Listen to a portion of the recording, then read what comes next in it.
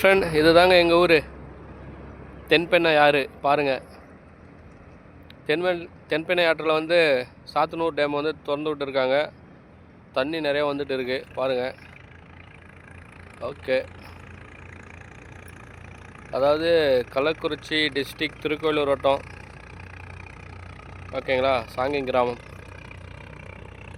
தென்பெண்ணை ஆறு பாருங்கள், சாத்தனூர் டேம் வந்து திறந்து விட்டுருக்காங்க. தண்ணி நிறையா போயிட்டு இருக்குது.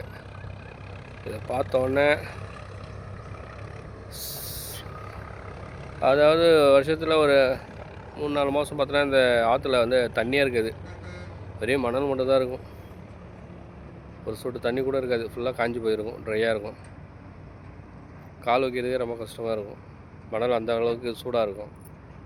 ஆனால் இப்போது செப்டம்பர் மாதம் தண்ணி வந்து நல்லா போயிட்டு இருக்குது. ஆனால் வெயிலும் வந்து ஹெவியாக தான் இருக்குது.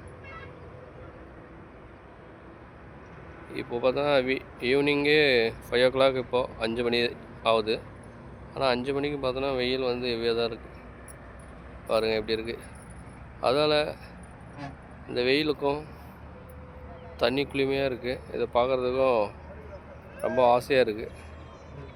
ஓகேங்களா, இதில் ஒரு குளியல் போடணும், அதுக்காக தான் வந்திருக்கேன். ஓகே, பாய் பாய் பாய். பாருங்கள், தண்ணி நிறையா தான் போயிட்டு இருக்கு.